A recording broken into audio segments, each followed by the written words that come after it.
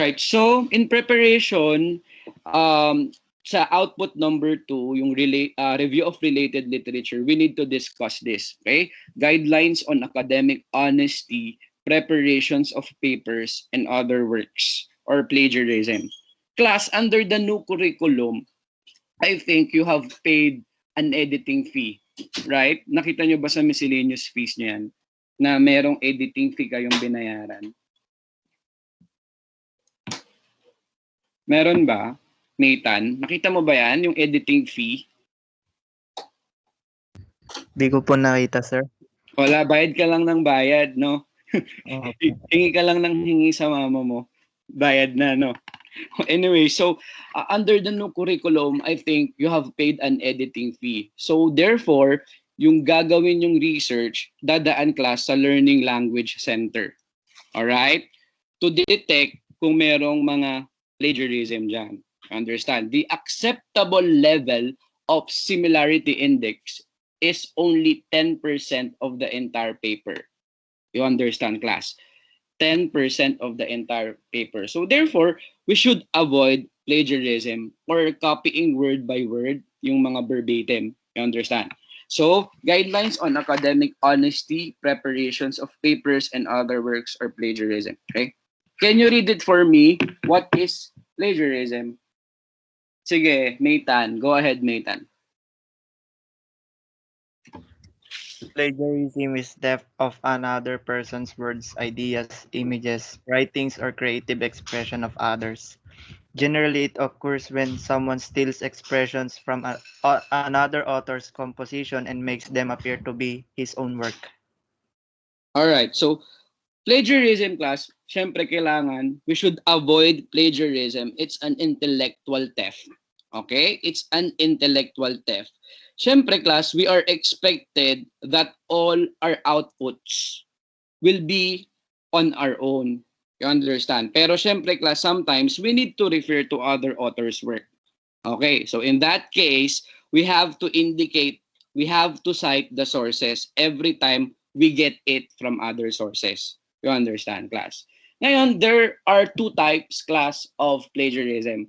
We have intentional and unintentional. Okay? Intentional, yung bibili ka. Okay? Bibili ka na lang ng thesis. Okay? Sa recto, actually marami dyan kung alam mo, di ba? Bukod sa libro na fake, meron ding mga thesis na binibenta. O intentional yan. You understand? O kaya class, yung cutting and pasting blocks of text from electronic sources without proper documentation. Okay? Media borrowing, using Google Image without proper documentation. These are all intentional. How about unintentional naman? Unintentional plagiarism. So yung mga careless paraphrasing is considered as unintentional. Okay? So yung mga poor documentation, citing wrong and referencing, mali yung pagre-referencing mo. Alright?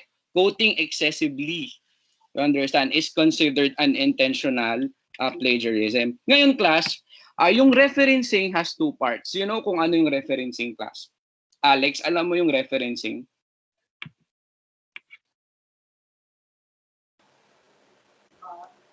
You know what's referencing, Alex?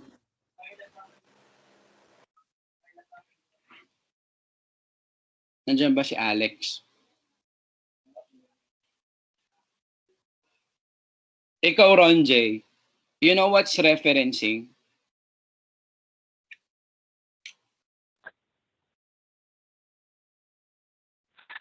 Sir, based on my own experience, it was first different articles or studies which serve as your references.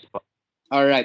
So ngayon, it has two parts, class. We have in-text citation, class, or reference list. Okay? Yung in-text citations, class, yan yung makikita natin doon sa body ng ano natin, ng paper natin. Okay? Whereas yung reference list, ito yung nasa at the end, yung nasa appendices. Sometimes, yung ginagamit ng iba, instead of reference list, ang ginagamit is bibliography. You understand? So ano ang difference ng reference list sa bibliography. Okay? Di ba may in-text citation ka, nasa loob yan ng paper mo. Okay? Sinasite mo yung surname, tapos yung year, depende kung parenthetical or narrative. Okay? O later on, makikita niya yung mga examples na yan. Okay? Tapos, pag sinite mo siya doon sa body ng paper mo, dapat nandun din sa reference list. You understand? Nandun yun sa at the end. Part ng appendix yun eh. Diba? So, kung ilan yung in-text citations mo sa loob class, ganun din yung number doon sa reference list mo. You understand? O therefore, equal sila. In-text citation is equal to the reference list. Whereas, if we talk about, if you use bibliography, you understand, pwedeng more than doon sa in-text citation. You understand? Basta kunyari, ginamit mo lang as a reference itong book. Ginamit mo lang as a reference itong journal na ito. You cite doon sa bibliography. But then, kahit hindi siya nakita doon sa in-text citations. You understand? Nauunawaan, Dana? Nauunawaan? Naku, natulog na.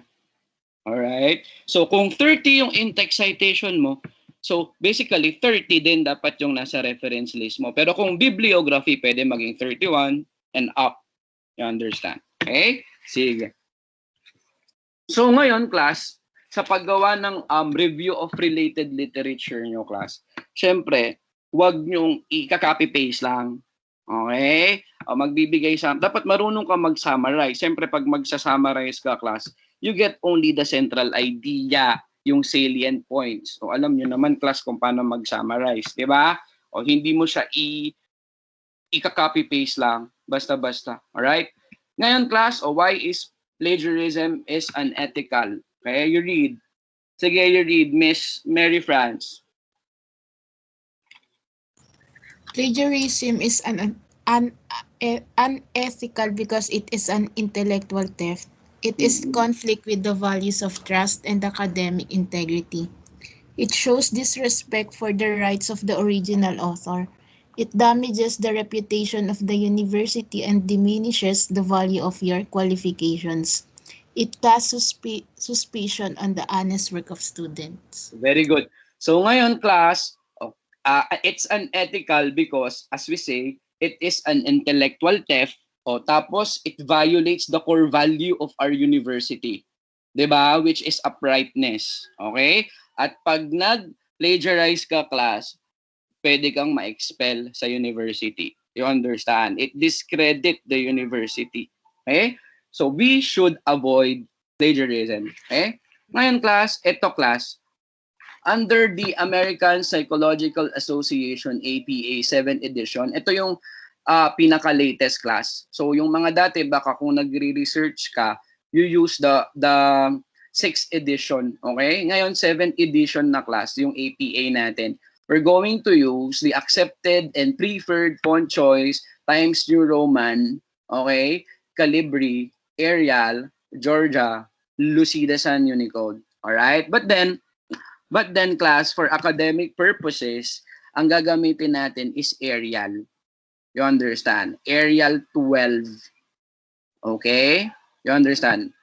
Arial 12. Pag publishable na siya, Arial 11. Pero sa atin, for academic purposes, Arial 12. We're going to use Arial 12. Okay? Ngayon, class, general guidelines. Makinig mabuti. So, spacing in general, the entire document should be double space, Arial 12. Alright? The paper size, 8.5 by 11. Okay? Margins should be set 1.5 on the left side and uniformly at 1 inch on top, bottom, and right sides. Okay? End of a sentence, there only needs to be one space after a period. Yung sa margin pala, class, anong rationale? Bakit 1.5 yung left side? Bakit 1.5 ito, class? Sir, pag yung ipapabind po. Very good. Kasi yun lang yung reason na ipapabind. Siyempre, pag pinabind mo na siya, di magpapantay-pantay na siya na 1 inch. Diba? Okay. Tapos ito, class. Ito sa atin lang ito. Okay. Ito, class. So, header, running head, you shorten the title. Alright. Actually, class, nung ano ko, yung nag-thesis ako sa MBA ko, yung alam nyo yun, nung pinabookbind ko siya, pina-hardbound ko siya, ano siya, class, sa gilid nung hardbound, ilalagay mo din yung title. Eh, ako naman, dati, syempre, yung teacher ko, di naman ako tinuruan na 12 to 15 titles lang, di ba? Ganun na yung ano, di ba? 12 to 15. Kasi dati yung mga panahon pa na ano, pwede kahit gaano kahaba yung title mo eh, di ba? So ang haba ng title, so kung hindi ano class, hindi talaga siya sasakto dun sa ano, dun sa mismong gilid nung ano. So ang mangyayari doon parang nilagyan mo na lang ng ellipsis. Okay? Kasi may pangalan ka pa sa gilid. O Mark Lester Balasa, ang haba pa, no? Tapos yung title dun sa gilid, ellipsis na lang siya. O ganun siya para paano naging na shortened. Okay? Nilagyan na lang ng ellipsis. Okay? Dito class, may question ba kayo? So pag magpapasa kayo class, lagyan nyo na rin ng page numbers. Okay? Page number should be in the bottom, middle of your document. Okay? May question ba kayo dito, class?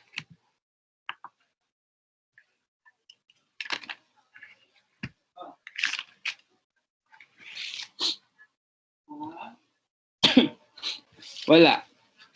36 slides to eh. Nasa 5 pa lang tayo. Okay? Shinare din to ni Ma'am Fe. Alright, so kung wala ka ng question, let's proceed. Alright, ngayon class, ito class, pag ang pinagkuhaan mo, alright, single author, libro, class, so ito, in-text citation mo, pwedeng ganito class. Alright, surname lang palagi, okay? Surname and then yung year, right? Or pwedeng ganito din, nasa parenthesis siya. Alright, a recent study show that, alright? Or ito, ganito siya kung narrative. In a recent study, Stegenga 2018 showed that. Tapos, pag binanggit mo ulit siya dun sa same paragraph, okay lang na hindi mo na i-include yung date. You understand? Okay? Ganun siya. Alright. Naintindihan. Okay. Pero kung direct quotation yan, okay, or word by word, okay, na kinopya, you understand? May surname na, may date na, may page number pa. Okay? Yun pag direct quotation. Pero pag in-text citation, ito lang class. Laging ganyan. Okay? So pag sa referencing class, pag sa reference, syempre ito class. Ayan, meron na siya yung initial niya. Alright? And ito class, naka-italic. Okay, yung title ng libro. Okay, meron kang author, meron kang copyright year, may title of the book, okay, edition, okay, publisher name, understand, and the DOIs, digital object identifiers, okay? If available, pero pag wala, pwede yung URL. You understand, okay? Yung publisher location is no longer included in the reference citation. Okay? Kasi nung sa 6th edition, kailangan ilagay mo pa kung saan yung publisher location eh. But then, in 7th edition class, no need. Alright? Very good. Next, pag two authors naman, okay? Pag two authors naman ng sinite mo, syempre may ampersand ka, di ba? Alright? Tanavaro and more. 2017. Okay? So, a recent study. Tanabaro and more. Ayan din siya. Alright? Tapos, same pa din, di ba? Pag in-text citation. Okay? Pilido, tapos yung year. Okay? So, pag binanggit mo ulit, same paragraph, do not include the date in the subsequent references. Okay? O, pagdating naman dito, class, ano ito rin? Tanabaro, J. and more. Okay? 2017. O, ito, title of the book. Okay? Inano niya, class? Italic. Okay? Jones and... Okay. Nandyan din siya. And kung may DOI ka. Alright? Or URL. if walang DOI. Okay? Next, what if yung book may 3 or more authors, class? Siyempre, meron kang et al. Anong ibig sabihin ng et al, class? What is et al? What is et al pala? Dana, what is et al? Ano po siya, sir? Latin term po siya for and others. Very good. And others. Okay? So, ganun din. Same pa din, class. Ayan, pag in-text citation, eto, Taylor and others. Alright? O, ganito siya. Pag parenthetical, okay? Nasa parenthesis siya lahat. Or it can be this one, narrative. Okay? Pero pag direct quotation, okay, eto, excuse me. Ganyan din siya. Pag direct quotation, lagi mo lalagay yung page number. Okay. So, pagdating sa reference class, alright, you can include up to 20 authors. Alright? You include 20 authors. Alright. What if 50 yung authors nung libro? You understand? O di gagawin mo, class, ililist mo lang yung 19. Hanggang 19 lang, class. Okay? Tapos, lalagyan mo ng ellipsis o tapos isasama mo na yung last name and the first initials of the last author. Okay? So hanggang 20, pero pag sumobra sa 20, okay? O di hanggang 19 lang, tapos ellipsis, dot. Okay? Tapos yung last na. Okay? The last name and first initial of the last author. You understand, class? Naunawaan? Actually, ang dami ng slide na ito, hindi mo naman maa-absorb to. I'm going to share it with you naman later on. Okay? O, sige. Naintindihan, class. Nakakasunod. Dana, nakakasunod. Alright, very good. Kahit hindi nag-yes. Okay? Next is, what if yung author is an editor? Okay? So, ngayon, class, ED. O, pag capital, E. Yun? Editor yun. Alright?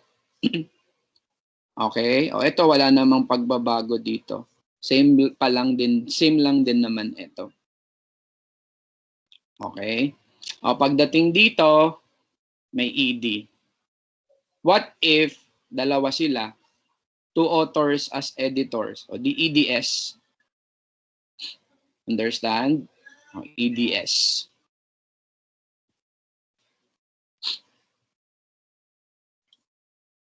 Alright. What if walang author yung libro? Okay? So, ang gagawin mo, class, gawin mo lang yung, ito pwede, the Torah. Pwedeng shortened version of the title. Okay? O, pag in-text citation, direct quotation, class, don't forget the page. Alright? Sige. Ito, reference, syempre dito. Buuin mo na yung libro. The Torah, the 5 books of Moses. Alright? 3rd edition, 2015. Okay? Alright. Next tayo. Multiple books by the same author. Alright. Halimbawa, si Sir Valix, nag-intermediate accounting 1. Okay? So, Valix C, 2021A, kung intermediate accounting 1 yon. Okay? 2006B, kung intermediate accounting 2 naman yon. Understand? So, ganun sa in-text citation. Alright? Pagdating sa reference, class, okay, no need na yung A and B kasi lalagay mo na dyan, intermediate accounting 1. Okay? Intermediate accounting 2. Okay? Naintindihan. Alright? Next, book similar information from multiple works. Ito. Okay. Pag nagsa-cite ka, Love About Women, tapos Brown, Jones, Smith, Love, alright, Men, okay? May similar information from multiple works naman. Si Smith and Brown, okay? Love, gays, Smith and Brown, okay? Speaking of gays pala, class, pag napansin ko, pag nagsasagot na ng mga survey, sa gender, they include LGBT na. Okay? Nilalagay na doon LGBT. Okay? Wala, na-share ko lang. Okay? So, ayan. Pag mayroon silang similar information, okay, from multiple works, pwede mo siyang i-combine. Okay? Next, citing a book chapter. Alright?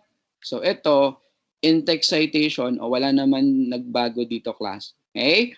Direct quotation, okay, ito. Pagdating sa referencing class, okay, author, okay, copyright here, title of the chapter, tas lalagyan mo ng in yan. In. Parang ang ano yan, in what book? Ganun siya, class. J.B. Craig, R.L. Smith, The Evidence-Based Practice Manual for Nurses. Okay? Oh, don't forget the edition, the page, okay, the publisher, all right, the publisher, and the DOI. Okay? Okay. Next, e-books with DOI. Okay? Ngayon, class, pagdating dito sa 7th edition, dati kasi sa older version, dun sa mga 6, ano siya, class, nilalagay mo pa kung e-book ba siya. Okay? Nilalagay mo. Pero pagdating sa 7th edition, yung mga e-book is considered as a printed book na din. Okay? So, same lang din siya. Ito.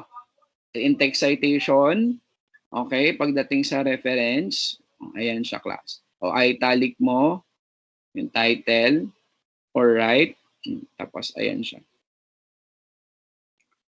Alright.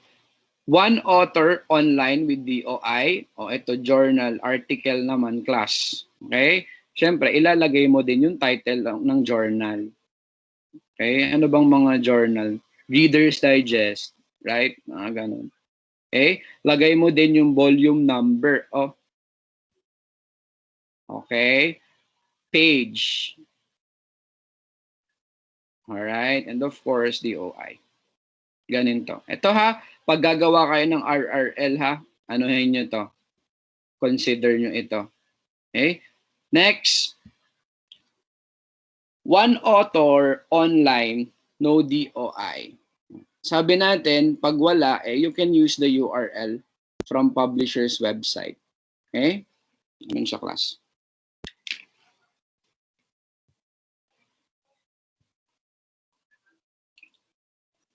Pag journal, okay, one author, ilalagay mo yung author, yung year, title of the article, title of the periodical journal, okay? Volume number and issue, article page, okay? URL not applicable, okay? Okay. Pagdating naman to authors with DOI, ito naman siya, class. Speaking of alternative classes, class, ha? You are required to attend at least 4 alternative classes. Okay? Tapos, ang attendan nyo na isa, yung ACCA, required BSA students and internal auditing students, ha? To attend the ACCA. Okay? May question ba kayo? Next week, ano na natin? Foundation Day na natin, di ba? Next week. Allowed ka na required ka na umattend ng 4. Kailangan mag-comply ka sa mga class para pag later on, minsan alam nyo, class, yung mga hindi nagko-comply, nagkakaproblema sila pagdating ng graduation na. Okay? May mga deficiency. Alam niyo yung sa office, yung mga tawag nito, tumutulong-tulong, nag-a-assist. Okay? May mga number of hours silang kailangan sa office kasi nga meron silang mga hindi sinunod habang undergraduate pa lang sila. Okay? Mga kunyari, mga ganyan, hindi mo ina-attendan. Akala mo hindi yan recorded class. Okay? Kaya kailangan sumunod tayo. Okay? Sige. Next, 2 authors, no DOI. Okay? Author, year, title of the work, article, title of periodical, okay? Volume number, issue, all right, page, okay, URL. Okay? Sige. Next, 3 or more authors, Alright, 3 or more authors with DOI. Ganon din naman siya, class. Okay? No DOI. Okay? I-ano na natin. What if, eto class, citation of a work discussed in another source. Okay? Kumbaga, yung study na yon nag-cite siya. Okay? Ang gagawin mo, class, ang i-reference mo, yung sinite. Ayan, o, ito yung mapapansin nyo, class. So, Seidenberg and Michael study, yung study nila as cited in Coulthard. O, yung nasa reference mo, ito. You understand? Okay? Understand? Very good. Okay? Next, pag corporate group or author. Okay, so first citation, parenthetical citation, syempre laging dapat hindi pwedeng abbreviation sa una. Okay? So kailangan buuin mo siya. Ito, American Psychological Association. Okay? Bachelor of Science in Accountancy, BSA. Okay? Far Eastern University, FEU. Yan. Okay? So sa subsequent citations, that's the time na pwedeng abbreviation na. Okay? Very good. Tapos group author without abbreviation. Okay? Ito. Pwede rin siya buo. Okay? Electronic sources. Okay? Yung author. Okay? Plus the date. Alright? Title of the work. Alright? Website name. Alright? And the URL. Okay? Ganun siya. Include ND if there is no in place of the publication date. Kung walang date. Okay? ND ilagay mo. Okay? Pag no page number, class, ilalagay mo lang, include the paragraph or section heading with the number of the paragraph. Okay? Ito siya. Okay? Pag magazine referencing, class, meron na siyang year, meron na rin siyang month and day. Okay? Ganun siya. Newspaper referencing. Pag newspaper, syempre lagay mo din yung date. Okay? Alright, pag thesis and dissertations referencing, class, nilalagay mo din kung doctoral dissertation ba siya, kung master's thesis pa siya, okay, kung undergraduate thesis din siya, to understand. Okay? Ang mangyayari dyan, class, dati kasi din, nilalagay pa kung ano, kung published or unpublished, ganyan. Ngayon kasi no need na. Okay? Ganyan na ganyan gagawin mo kung ano, thesis and dissertation. Okay? Pag video referencing, alright, sinasabi mo pa kung director, kay producer, kay presenter, gayahin nyo lang din to. Okay? Alright. Next, so APA, formatting of reference list. The reference list should be on a separate page at the end of your assignment with the title references centered at the top and in bold. Alright? So sabi natin yung reference list, nandun yan sa at the end. You understand? So naka-center siya and naka-bold. You understand? All references in your list must be double space both between references and within references with a hanging indentation of 1/2 inch per reference with more than one line. Mamaya magpapakita tayo ng sample ng reference list, okay, para mas maintindihan mo. Okay? So alphabetize, syempre sama-sama na sila doon yung reference list mo. Kung kinuha mo sa book, sa magazine, sa journal, and so on, sa video, you understand? Sama-sama na siya doon, naka-alphabetical order lang siya doon. Understand? Do not use abbreviations.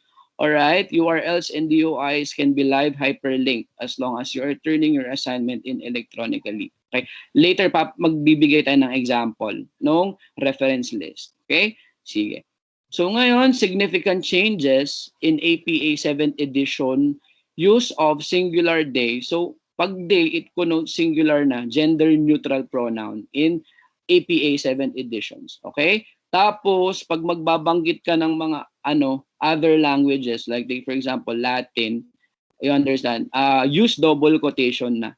Okay? Instead of using italics. Okay? O, ito yung sabi ko kanina, yung ebooks no longer need to be identified as ebooks.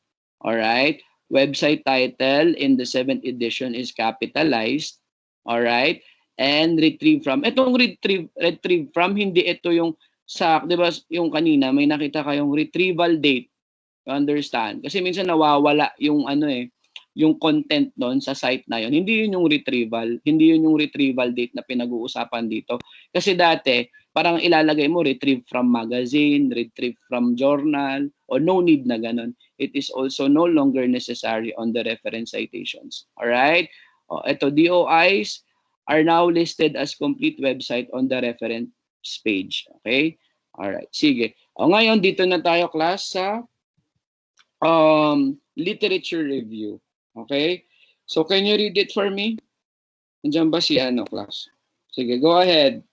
Miss, andyan si Carion, si Sofia. Can you read it for me, Sofia? Wala si Sofia. Alright, literature is a collection of all the scholarly writings on a topic. It is a body of written works. Alright.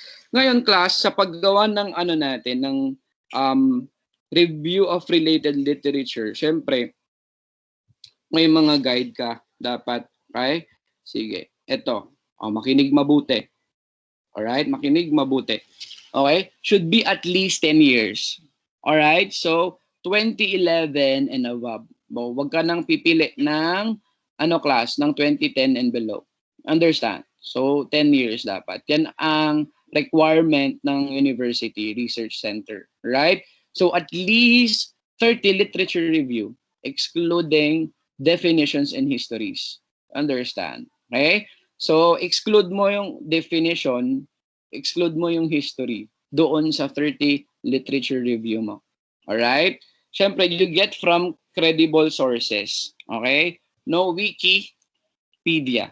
Okay? Use transitional phrases and connectives. Ito, class, may listahan tayo ng mga transitional phrases. Iaano ko sa inyo, class, isi-share ko sa Canvas. Okay? Mamaya, isi-share ko lahat to. Kumbaga, para hindi naman maging boring yung paper mo. You understand, like take for example, kung you're talking about sequencing, okay, you can use the word next, subsequently, mga following, after, you understand. If you add information naman, moreover, di ba? Furthermore, for instance, okay? Kasi magpa-paraphrase ka dyan, okay? Or magsa-summarize ka, hindi naman ika-copy-paste mo lang yung ni-research mo. You understand? O kung may cause and effect, di ba? Pwede mong gamitin consequently. Alright? Accordingly. Hence. Alright? Pag you are giving examples, for instance, ganyan. So in the case of, alright, as illustrated by, as revealed by, and so on. So para hindi maging boring yung paper mo, you understand, you use transitional phrases and connectives. I'm going to share it with you, class. Okay? When you compare, class, syempre like, pag you compare, similarly, mga ganyan, in the same way, alright? When you contrast yung whereas, okay? On the other hand, okay? Nevertheless, however, all right, and so on, okay? You emphasize and so on, okay? So one paragraph must not exceed 1/2 page of the paper and organize the RRL by theme or topic, okay? Sige. Ngayon, class, magbibigay tayo ng example. Wait lang, ha? Ito class yung references mo. Ito yung sinasabi ko. You understand? Ito yung naka-indent siya. Ganyan yung style. Alright? Sige. Wait lang, class.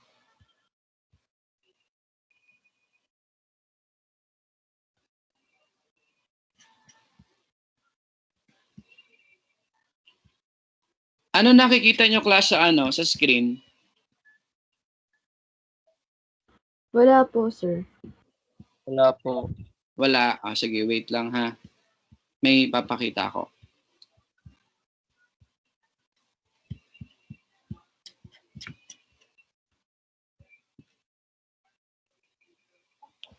Alright. Ito, meron na kayo nakikita.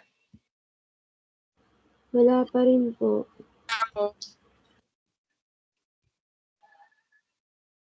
Ayan, meron na po. May nakikita na kayo? Opo. Ayun, class. So, ito, ganyan, class. Alright, ito pwede kayong class. So, online database. O kaya pag kayo, maghatian kayo ng class, paghanap ng RRL. So, Journal Storage, Philippine, Journal Online, EBSCO Host, Google, Online Writing. Okay, Directory of Open Access. Okay, yan. Pwede kayo maghanap dyan, class. Okay, ngayon, sa paggawa ng RRL, okay na tayo sa output number 1. Okay, sa RRL, ito. You understand? Okay, ito. Meron tayong tinatawag class na, saan na ba yun?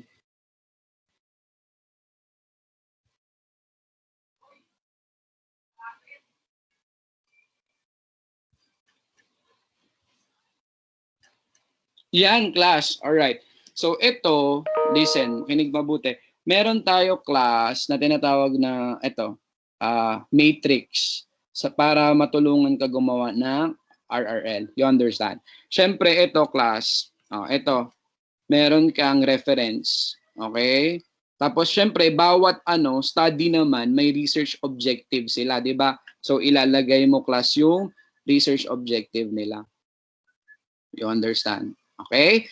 Tapos, independent variable. Okay, independent variable. Alam niyo na ba, class, kung what is independent variables? Okay?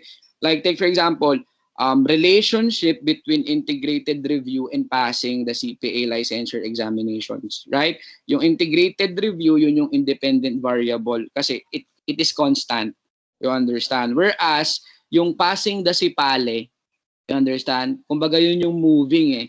You understand? It fluctuates. It may increase, it may decrease. That's what you call dependent variable. Okay? Tapos class, yung moderating or mediating variables mo.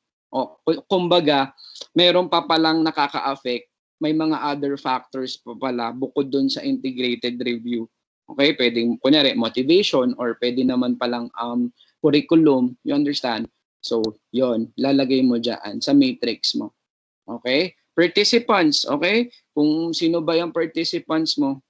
Okay, kung 2015 graduates ba? Understand? Makikita mo naman dun sa study nila. Okay? Tapos data analysis, o kung anong ginamit nila, weighted mean ba? ANOVA ba? Okay? Nag-linear regression ba sila? You understand? At kung ano yung result ng study nila. Okay. Tapos yung research gap class, dito mo na makikita. Pwedeng dito ka na papasok. You understand? Ano yung hindi pa nila nagawa? Okay? Like take for example, kunyari, ang participant lang pala nila dito sa research na to, student. Okay? Ikaw naman, teacher. Okay, yun yung gap kasi hindi pa nila nagawa. You understand? O kaya kung kulang yung variables nila dito, may naisip ka na variable, dito, ang variable lang nila is integrated review o pasukan mo kung ano yung hindi pa nila gawa. Baka curriculum. You understand? Okay? Dito, ang lang nila, class, 30 to 35 years old.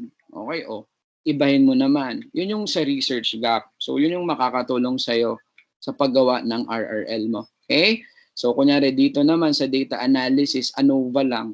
Pwede pala mag-linear regression. Ilagay mo dun sa research gap. Tapos i-jot down mo yan. Okay? So, one paragraph must not exceed 1/2 page of the paper. Keep your own voice. Spice your writing with variety. Keep their paper alive and find connections and themes. Use transitional phrases and connectives. Okay? Tapos class, so ngayon, ang pinaka-output mo is ito. Ito na magiging pinaka-output mo. Review of related literature. You understand? Okay? Ngayon, class, ano to, class? By theme. Okay? By theme. O halimbawa, about online. Yan ang madalas na pinipili yung topic. Okay? Kunyari, sa theme 1, andyan yung definition of online teaching. You understand? By theme mo siya gagawin. Tapos theme number 2, history of online teaching. Okay? Pero 'di ba sabi natin, class, yung definition saka history, ano na 'yan? Tawag nito, hindi yan kasali sa count. Okay? O tapos theme 3, o kung may advantages of online teaching ka. Okay? Theme 4, okay, disadvantage of online teaching. Mga ganon and so on. Theme 5, online engagement. Okay? Tapos pagdating sa dulo, gagawa ka, class, ng synthesis and relevance of related literature. Kumbaga, itong synthesis and relevance of related literature, yung mga study na pare-pareho pagsasama-samahin mo. You understand? Okay? You compare, okay, you contrast. Okay? Tapos sa dulo, ano yung relevance ng mga study na yon dun sa paper mo? Okay? Yun. Naiintindihan? Alam ko, ano nyo na to may ano na kayo dito. Meron na kayong prior knowledge sa paggawa nito. You understand? Ngayon, kailan natin isasubmit itong output number 2 na ito? Class. Wait lang ha.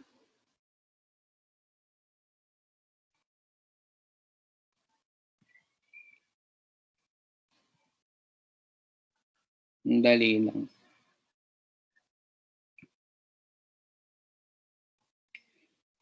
Oh, since ito, class, RRL, madami ito, okay? So you need to submit your output on Feb 24. Okay ba tayo dun sa Feb 24, class? Okay ba tayo sa Feb 24? Diyan pa ba kayo?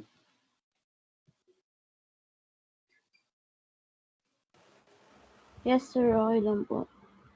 Okay lang. Sige. Pero yung ano natin, consultation natin, continuous naman. Okay? Pero yung submission lang naman nito is, Feb 24 para at least may, wag kang class ha, baka mamaya, Feb 24, gagawin mo, Feb 23.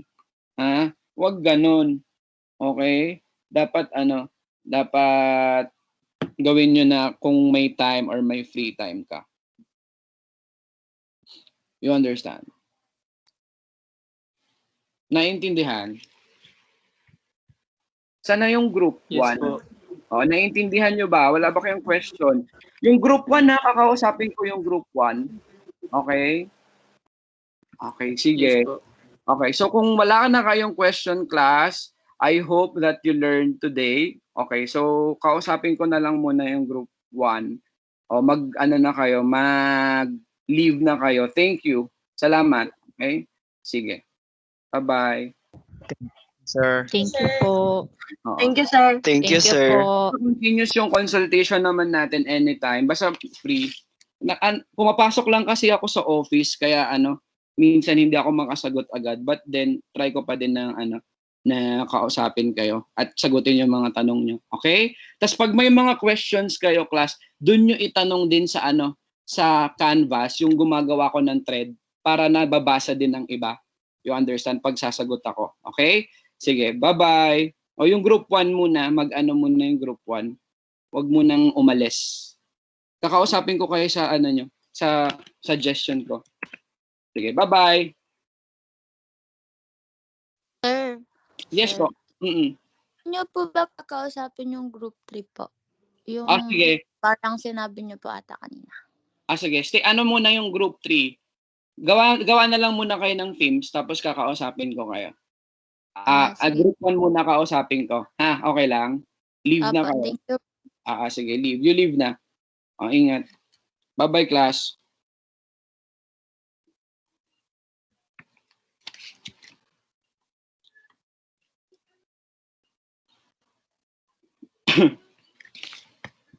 Magpakita naman kayo, group 1. Tayo na lang naman.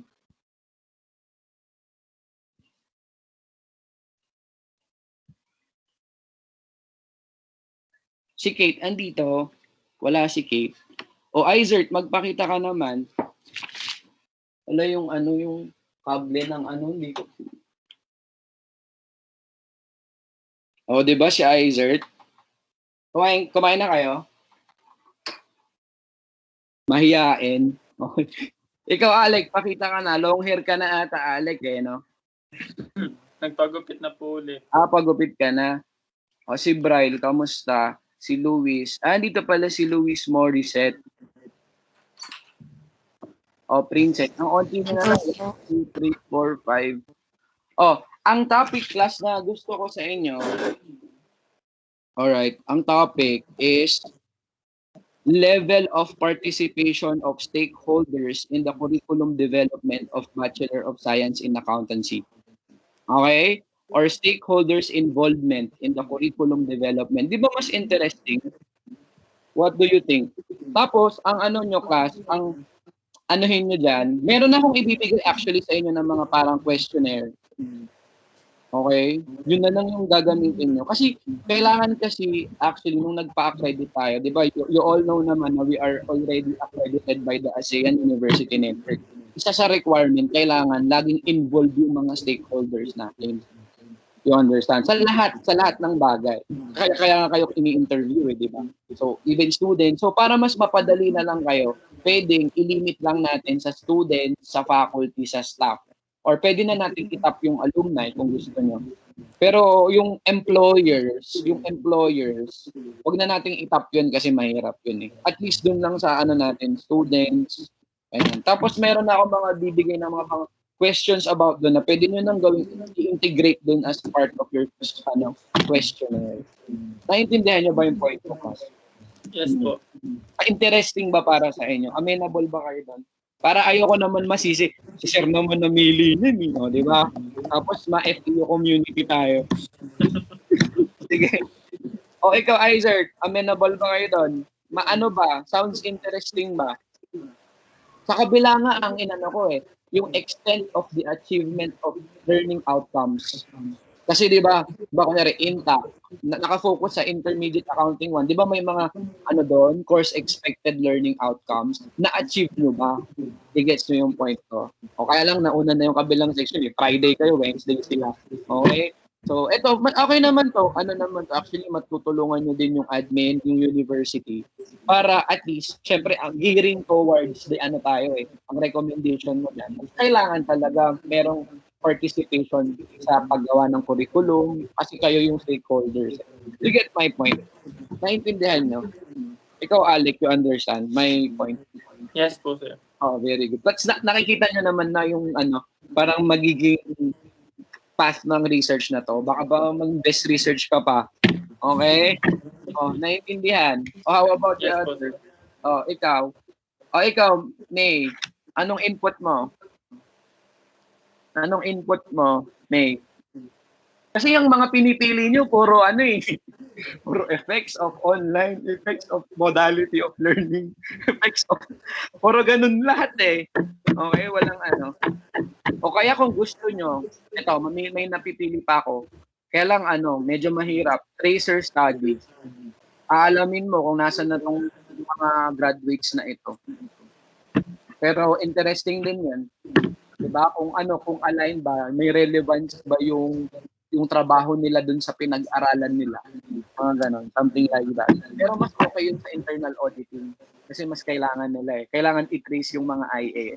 Sa DSA, alam naman natin yung mga CPAs na pupunta na yan sa firm, 'di ba? Pero yung mga IA maganda i-tracer study. Okay, sige. Wala naman na kayong So ngayon na lang ang gagawin niyo na lang is to revise your output number 1 based dun sa yun lang idadagdag mo yung sinabi ko. So ang title kasi pwede nyo naman na pagandahin, okay? Ang dalawa yung napili ko ay dalawa yung naisip ko. Parang ang babaw kasi yung stakeholders involvement in the curriculum development of Bachelor of Science in Accountancy or level of participation of selected stakeholders in the curriculum development of BSA. Naiintindihan nyo, class? Yes po. Very good. Sige, kung naiintindihan nyo na, wala tayong problema, naiintindihan nyo. Okay? Kaya nyo yan. Kaya nyo nang anuhin yan. Okay, na-search, may search ka lang, meron ng mga ganyan, mga participation ng stakeholders. Okay? Wala na kayong tanong. Sir, sino po ulit yung participant? Student po, faculty, tsaka... Students, faculty, staff. Okay? Itap nyo na lang din yung alumni. Pwede yan. Kung gusto nyo. Tapos, sisendan ko kayo ng ano, yung parang may mga questionnaire sila about doon. Okay, about involvement. Pwede nyo na yung, ano, doon kayo mag-start na paggawa ng questionnaire. Pero ano pa lang naman tayo, RRL. Okay, so, work on your RRL first na lang. Okay? Naintindihan? Pag-usapan nyo kung paano nyo anuhin. Ha? Yes po, sir. Pag may mga question na lang kayo, pwede naman kayo naman at anytime. Okay? Sige. How about the others? Meron bang tanong? Thank you po, sir.